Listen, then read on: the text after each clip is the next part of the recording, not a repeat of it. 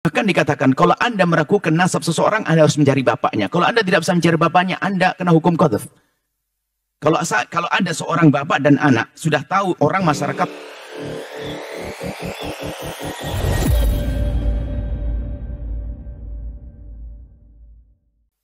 Ini yang harus kita pahami. Dan jangan sampai ada terbetik, terlintas sedikit di hati kita kebencian kepada ahli bait Rasulullah. Karena itu cucu baginda Nabi Sallallahu Alaihi Wasallam.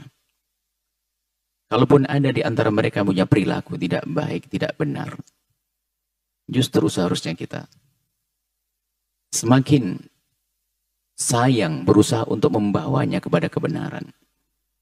Bukan kita jadikan bahan untuk mencaci dzurriyyah Nabi. Kadang ada reaksi-reaksi negatif dari sebagian orang yang mungkin memang tidak mendapatkan nasib mencintai ahli bait. Kapan melihat ada keluarga atau keturunan Nabi melakukan kesalahan, yang ada adalah semacam kegembiraan. Karena dzurriyyah Nabi seperti itu, naudzubillah. Dan itu bukan Anda semuanya. Semoga Anda adalah orang yang punya cinta yang sesungguhnya kepada dzurriyyah Nabi Sallallahu Alaihi Wasallam. Kemudian masalah nasab. Orang yang paling bisa menjaga nasab itu orang Arab. Dan mungkin kepada siapapun, jika ingin berbicara tentang nasab, harus dengan ilmu. Kami mengetahui sedikit tentang ilmu nasab tersebut, maka kami sampaikan tidak susah di dalam menitsbat nasab. Yang jelas ada satu hal yang harus kita fahami, bahwa Nabi pernah bersabda, "Man idda'a ila ghairi abihi wa huwa ya'lamu annahu ghairu abihi fal jannatu alaihi haramun." Barang siapa mengaku-ngaku menisbatkan kepada selain ayahnya, dia mengaku-ngaku kepada selain bapaknya, dan dia tahu kalau itu bukan bapaknya, bukan nasabnya, maka surga haram bagi dia. Untuk memahami ini adalah memahami dengan dua sisi. Yang pertama, kalau itu bukan keturunanmu, bukan ayahmu, jangan katakan itu ayahmu. Ini satu sisi. Tapi jangan memandang dari sisi ini saja. Sisi lain adalah, jika selama ini Anda tahu bahwasanya itu ayah dan kakekmu, maka Anda pun tidak boleh mengingkari. Ingat. Maka selama ini, orang yang kami ketahui yang punya nasab kepada ahli bait Nabi Muhammad, mereka memang mengetahui seperti itu dari orang-orang sebelumnya. Maka orang seperti juga tidak boleh mengingkari nasabnya. Karena memang selama ini yang mereka ketahui adalah nasabnya dari ayahnya begitu seterusnya sampai baginda Nabi. Jadi memahami hadis tersebut jangan salah. Sisi lain, Anda kalau tidak punya nasab kepada baginda Nabi, jangan mengatakan. Tapi kalau memang selama ini Anda mendengar dari orang tua Anda, dari paman-paman Anda punya nasab, Anda tidak boleh menafikan nasab itu. Tolong pahami agar semua hati-hati. Jika Anda menolak nasabnya seseorang, apalagi dzurriyyah Nabi, jika ternyata itu nasabnya sambung kepada Rasulullah, alangkah besar nih kezaliman kita. Ayo siapapun dari kita, jangan mudah mengatakan, memutus atau menafikan nasab seseorang. Tidak urusan dzurriyyah Nabi saja, nasab seseorang. Bahkan dikatakan, kalau Anda meragukan nasab seseorang, Anda harus mencari bapaknya. Kalau Anda tidak bisa mencari bapaknya, Anda kena hukum qadhaf. Kalau ada seorang bapak dan anak, sudah tahu, orang masyarakat tahu, bahasanya itu bapak anak, lalu saya katakan, kamu, ini bukan anaknya.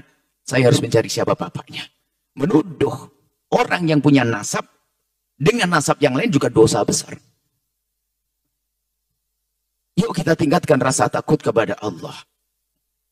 Jangan sampai yang ada permusuhan, apalagi antara di kalangan ahli, urusan dengan ahli bait Rasulullah SAW. Hei hamba Allah, kami mendengar sepintas, sedih sekali dengan hal-hal yang semacam ini. Pengingkaran, sesuatu yang selama ini sudah kita dengar. Nasab dzurriyyah Nabi yang ada di Indonesia. Kita tahu nasab. Mereka sangat menjaga nasab. Takutlah kepada Allah dan Rasulnya. Untuk menentukan nasab sederhana dalam bab kitab fikih, apa yang Anda pahami kitab? Apa yang pernah Anda baca? Tepat kitab tentang misalnya dalam kitab Umdatus Shalik atau apa saja kitab yang ringan. Yang bagaimana menentukan nasab? Nasab itu adalah dengan ikrar. Kalau orang mengakukan ini abahku dan ini ayahku dan tidak diingkari oleh akal, misalnya umur sama, kita tidak boleh mengingkari loh ya. Kita menuduh orang lain bukan sambung nasab, sementara mereka mengatakan sambung nasab, kita menuduh berzina. Hati-hati.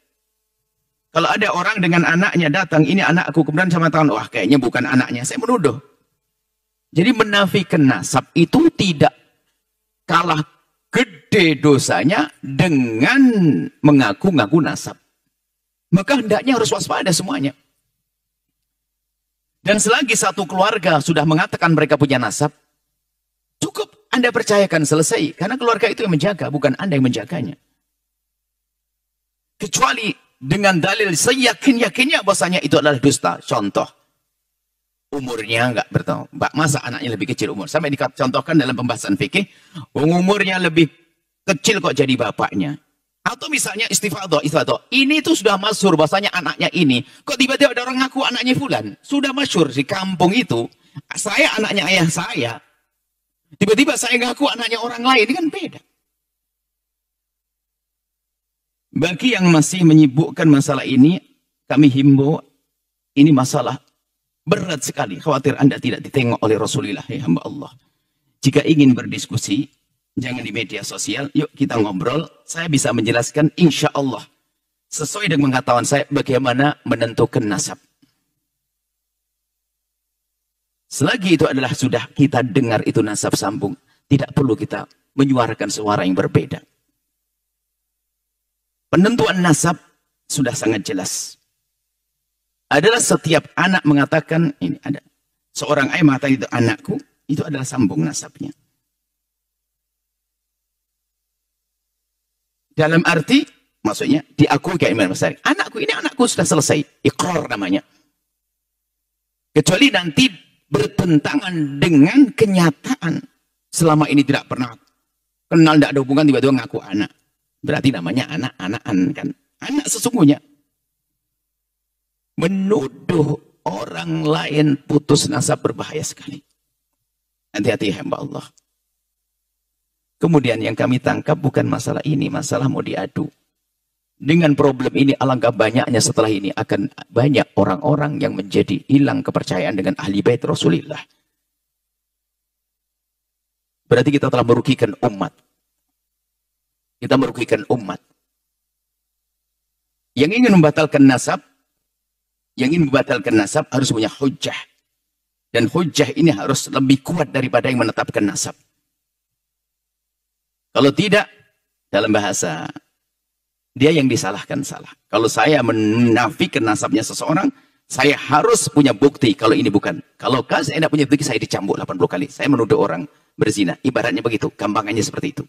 Karena menuduh orang, selagi orang sudah punya nasab, kita nafikan nasabnya, maka ketahuilah, saya telah menuduh dia telah melakukan satu perzinaan dan seterusnya. Dan nasab ahli bait Nabi Muhammad di Indonesia adalah sudah sangat jelas. Kami himbau kepada siapapun untuk tidak perlu membahas masalah ini. Jangan sampai membuat keraguan-keraguan umat. Kami sampaikan kepada Anda, wahai umat, kepercayaan yang selama ini ada pada hati Anda, tetap pegangi bahasanya para dzurriyyah Nabi yang ada di Indonesia yang selama ini Anda dengar adalah nasabnya benar. Jangan Anda mau mendengar suara-suara yang mengatakan bahasanya itu adalah tidak benar. Anda akan rugi pada akhirnya.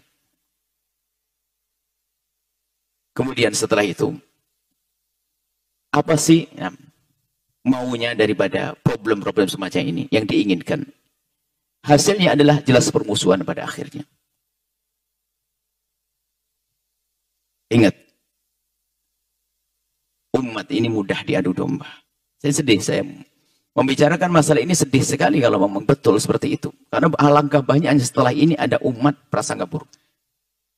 Dan jangan gara-gara ada orang yang dikatakan dzurriyyah Nabi lalu melakukan kemungkaran, kesalahan, lalu kita jadi benci kepada ahli bait Nabi. Hati-hati.